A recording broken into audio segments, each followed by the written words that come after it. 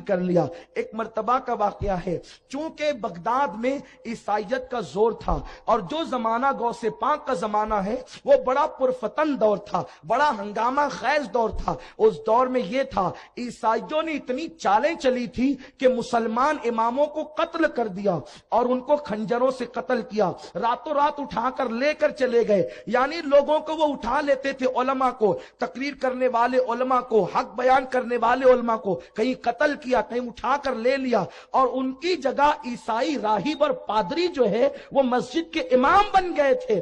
آپ بتائیں عیسائی اور یہودیوں نے کتنی سازش کے ساتھ جو ہے مسجدوں پہ قبضہ کیا تھا، اور پھر وہ تقریروں میں اللہ کی تعریف کرتے تھے، رسول اللہ کی تعریف کرتے تھے، ایک ایک گھنٹے تک، دو دو گھنٹے تک، چھ چھ گھنٹے تک وہ تقریریں کرتے تھے اللہ رسول کی تعریف میں، لیکن بیچ میں دو چار جملے ایسے گھسا دیتے تھے جس سے لوگوں کے دل میں رسول اللہ کے خلاف نفرت پیدا ہو جائے۔ اس دور میں ایسا خطرناک دور تھا، اپنے بیگانے کی تمیز نہیں تھی۔ اس دور میں اللہ نے غوث پاک کو پیدا کیا۔ اس زمانے میں آپ نے اتنا بڑا مجاہدانہ کردار ادا کیا کہ آج تک کہ دنیا غوث پاک کی بارگاہ میں خراج عقیدت پیش کرتی ہے۔ انہوں نے کتنی کرامتیں دکھا کر، خطابات کے ذریعے سے، واعظ و نصیحت کے ذریعے سے جو انقلاب برپا کیا ہے، ان کو دنیا محی الدین کہتی ہے۔ محی الدین مطلب دین کو زندہ کرنے والا۔ یارو جو دین کو زندہ کر دے، اگر وہ مردے زندہ کرے تو تعجب کی بات کیا ہے؟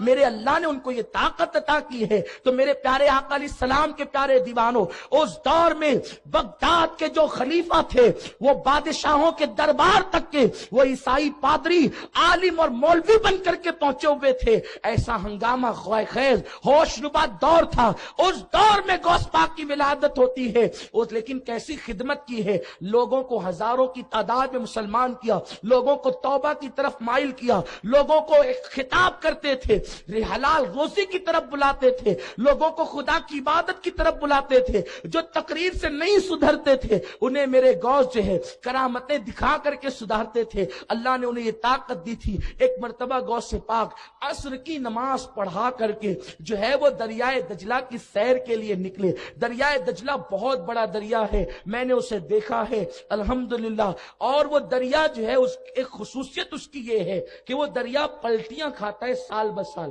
یعنی ایک سال یا کچھ سال وہ اس طرف پلٹی کھاتا ہے تو ادھر دریا بڑھ جاتا ہے، اور کبھی وہ ادھر پلٹی کھاتا ہے تو وہ ادھر بڑھ جاتا ہے۔ بہت بڑا دریا ہے، اس زمانے میں اور بڑا تھا، ابھی جو ہے وہ اس کو کچھ سمیٹا گیا ہے، لیکن آج بھی اس میں کشتیاں چلتی ہے، اس میں آج بھی کشتیوں کا آنا جانا ہے، اور لوگ ایک کنارے سے دوسرے کنارے کشتیوں پہ آتے جاتے ہیں۔ میرے غوث کی شان یہ ہے، آپ عصر کے بعد دریا کی سیر کو گئے، اس لیے کہ سیر و تفریح کو جانا یہ بری بات نہیں ہے، سیر و تفریح کے لیے جا کر وہاں عیاشیاں کرنا، گناہ کرنا یہ بری بات ہے، ورنہ اللہ کی نشانیوں میں غور کرنا، اللہ نے تو نے دریا کیسا بنایا، پھول کیسے بنائے، پتیاں کیسی بنائی، یہ سب چیزوں میں غور کرنا عبادت ہے۔ بلکہ صوفیہ فرماتے ہیں کہ اللہ کی نشانی میں غور کرنا 70 سال کی عبادت سے بہتر ہے۔ اللہ رب العزت نے ہمیں حکم دیا سیروا فی الارض، زمین کی سیر کرو، لیکن لوگ سیر نہیں کرتے بلکہ جا کر کے پکنک پر عیاشیاں کرتے ہیں۔ اللہ لوگوں کو نیک توفیق عطا فرمائے، اللہ ہمارے حال کی اصلاح فرمائے۔ تو آپ دریا کی سیر کو گئے ہیں، دیکھا کہ ایک بڑھیا ہے وہ ٹھلیا لے کر کے آتی ہے اور وہ پانی بھرتی ہے اور ٹھلیا رکھ کر کے دوپٹے سے آنسو پوچھنے لگتی ہے۔ نبی کے گھرانے کے فرد تھے، دل میں خیال آیا اس کی آنکھ میں آنسو کیسا؟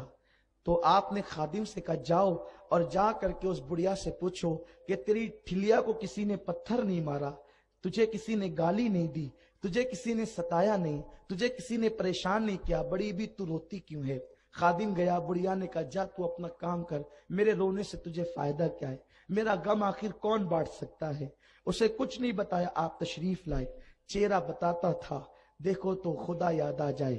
بڑھیا سے کہا اماں جی کیوں روتی ہے؟ تو بڑھیا وہاں بتانے سے انکار کرتی ہے، لیکن یہاں داستان شروع کرتی ہے۔ وجہ یہ ہے کہ ہر چہرے ایسے نہیں ہوتے جہاں دکھ درد بانٹا جاتا ہے. محبت کے لیے کچھ خاص دل مخصوص ہوتے ہیں. یہ وہ نغمہ ہے جو ہر سانس پہ گایا نہیں جاتا. لوگوں کو غموں کی داستان سننا اچھا لگتا ہے, رو کے سنا, ہنس کے اڑا دیا. لیکن کچھ چہرے ایسے ہیں جو خدا کی یاد دلاتے ہیں. طبرانی کی روایت ہے, میرے آقا فرماتے ہیں میری امت کے وہ چہرے جو نورانی ہے ان سے دنیا اور آخرت کی حاجتیں مانگا کرو, ضرور پاؤں گے, کیونکہ اللہ نے میری رحمت کا حصہ ان کے اندر رکھ دیا ہے. اب بتائیں, حضور خود کہتے ہیں کہ مانگو, اور کوئی اگر یہ کہے کہ نہ مانگو تو ہم حضور کی سنیں یا کسی اور کی سنیں؟ یہ بات تو نہیں ہو سکتی. ہم نے کلمہ حضور کا پڑھا ہے, کلمہ محمد رسول اللہ پڑھا ہے, اب ہم کسی کی بھی بات کیسے مان لیں؟ نہیں, ہمارے لیے وہی معیار ہے جو رسول اللہ کا فرمان ہے. جو حضور کی بولی بولے وہ اپنا ہے, جو حضور کے خلاف بولی بولے پھر وہ کسی شہر کا ہو, کسی ملک کا ہو, کسی علاقے کا ہو, ہم نہیں مانتے. مکے والا ہے ابو لہب ہے, حضور کے خلاف بول رہا ہے تو جوتے کی نوک پر ہے. حبشہ والا بلال ہے, اپنا آقا ہے, کیونکہ وہ حضور کی بولی بول رہے ہیں. بات بولی سے سمجھ میں آتی ہے, دل کے احوال بولی سے پتا چلتے ہیں. تو بڑھیا نے چہرہ دیکھا کہ یہاں پر غم ہلکا ہو سکتا ہے.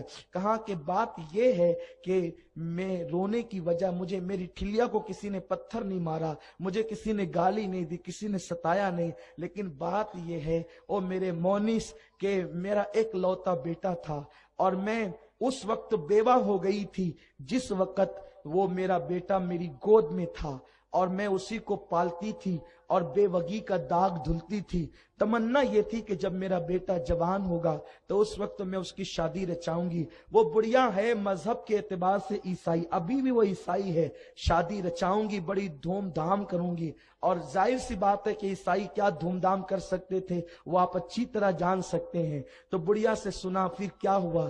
کہا میں لے گئی اور بارات کو دجلہ کے اس پار اور دلہن کو بٹھا کر کے لائی اور بڑی شان سے لائی. میں خود بھی بارات میں شریک تھی. ہوا یوں کہ میں کشتی کنارے پر آئی, ساحل پر آئی, دریا کے کنارے پر, اور اس کے بعد جب دریا کے کنارے کشتی آئی تو میں اتری اور میرے ساتھ چند باراتی اترے.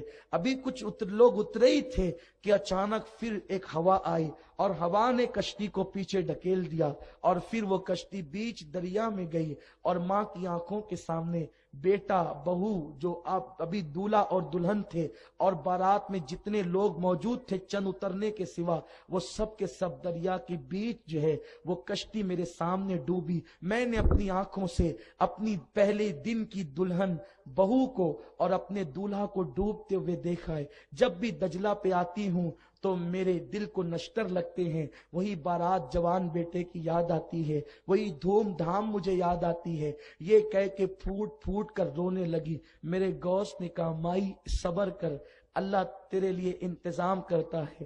اس نے غصے میں اب دیکھا, اب صبر کی تلقین تو سب کر چکے, تمہیں بتا کر فائدہ بھی کیا ہونا تھا. آپ بھی صبر کی تلقین کرتے ہیں, بس یہ جملے کہنے تھے دل پہ جا کے لگے. وہ خاندان ہی ایسا خاندان ہے کہ کسی کی آنکھ میں آنسو دیکھ نہیں سکتے. کہا ماں بس اب انتظار کر, اللہ کی قدرت دیکھ. ہاتھ اٹھا دیے, اللہ میرے رب, میرے پروردگار جو ہے اس کے لیے کشتی کو دوبارہ دریا سے نکال دے. ندا آئی, عبد القادر جانتے ہو کتنے برس ہوئے کشتی کو ڈوبے ہوئے؟ پوچھا نہیں اس سے. عرض کیا میرے اللہ تو ہی بتا دے. ارشاد ہوا کہ 12 برس ہو چکے ہیں. کشتی دریا میں گئی, ان کے جسموں کو مچھلیوں نے کھایا. جن مچھلیوں نے ان کے جسموں کو کھایا انہیں انسانوں نے کھایا, اور جو مچھلیاں انسانوں نے کھایا وہ غلاظت بن کر کے دریاؤں میں, صحراؤں میں ختم ہو چکے, یعنی کہ وجود ان کا ناپید ہو چکا ہے. عرض ہوتی ہے مولا سب کو مشکل ہے, تجھے مشکل کیا ہے؟ جو بغیر وجود کے کسی کو پیدا کر سکتا ہے کیا وہ ڈوبی ہوئی کشتی نہیں نکال سکتا؟ ارشاد ہوا عبد القادر میرے بندے نہ مانگتا تو اچھا تھا. بس پھر جو مقام محبوبیت اللہ ولیوں کو دیتا ہے تو آپ نے اپنی چادر کی طرف ہاتھ بڑھائے, اور دوسری روایت ہے کہ اپنے جبے کی طرف ہاتھ بڑھایا, اور اس کے بعد کہتے اللہ اگر تو اس کشتی کو دریا سے نہیں نکالتا تو پھر تیرے عبد القادر کو یہ مقام محبوبیت کا حلہ زیب نہیں دیتا. آج اس کو ایسا اتاروں گا کہ پھر کبھی نہیں پہنوں گا. بس اتنا کہنا تھا کہ عبد القادر دیکھ میرے بندے میری قدرت کا کرشمہ. اور اس کے بعد میرے غوث نے دعا کی اور پھر ادھر وہ کشتی اسی طرح ظاہر ہوئی. وہ کشتی اسی طرح ظاہر ہوئی جیسے کہ وہ شان سے ڈوبی تھی. بڑھیا نے دیکھا دنگ رہ گئی اور اللہ اکبر. اس نے کہا یہ کیا ہے؟ کہا یہ میرے اللہ کی قدرت ہے, میرے رب کی قدرت ہے. کشتی کنارے پر آئی. بڑی بھی کو یقین نہیں آتا تھا یہ کیا ہے. بڑھیا نے بیٹے کو سینے سے لگایا. پھر کہنے لگی میں تو بڈھی ہو گئی, اب 12 سال جو ہے وہ گزر چکے, اب میں اپنے پوتا پوتی کو دیکھوں تو کیسے دیکھوں, بیٹے کی شان دیکھوں تو کیسے دیکھوں, کیونکہ اب تو میں جلدی مر جاؤں گی. میرے غوث نے کہا نہیں تو نہیں مرے گی, تیری زندگی جب ختم ہونے والی تھی وہ 12 سال تک میں نے اور بڑھا دیا, یعنی جتنا تو دیکھ سکتی تھی وہ سب بڑھ گئی. تو وہ پورا خاندان مسلمان ہوا تو اس دولہے کو دنیا نے شاہ دولہ کے نام سے جانا, اور شاہ دولہ مسلمان ہوئے, غوث پاک کے خلیفہ ہوئے, اور گجرات کی سرزمین پر ان کا مزار موجود ہے سرکار غوث الاعظم کے. اور ہم ہندوستانیوں کی قسمت بھی بڑی عجیب ہے کہ وہ شاہ دولہ بھی ہندوستان آ گئے. غوث پاک کے خلفاء میں ہم اللہ کی نشانی بن کر, یہ وہ لوگ ہیں, یہ ہے غوث الاعظم دستگیر. آپ سوچتے ہیں یہ کیا ہے, یہ کیا ہے, یہ کیا, یہ اللہ کی قدرت ہے. اللہ جس کو جو چاہے مرتبے عطا کرتا ہے, اللہ جس کو جو چاہتا ہے شان عطا کرتا ہے.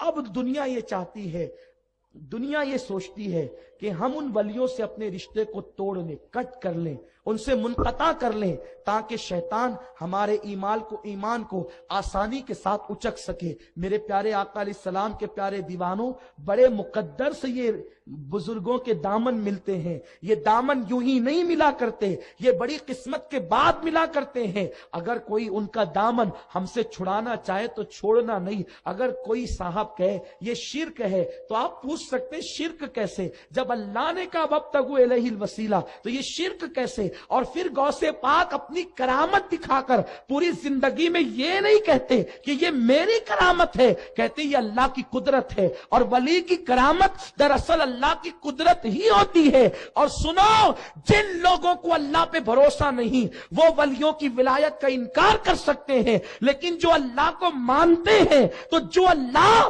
چاند کو چاندنی دے سکتا ہے, کیا وہ عبد القادر جیلانی کو کرامت کی طاقت نہیں دے سکتا؟ بات تو اللہ کے دینے کی ہے کہ اللہ نے ان کو ایسا بنا دیا ہے کہ ان کو لوگ دیکھتے چلے جائیں اور پتہ کرتے چلے جائیں کہ ان کی شان کیا ہے, ان کے مرتبے کیا ہے.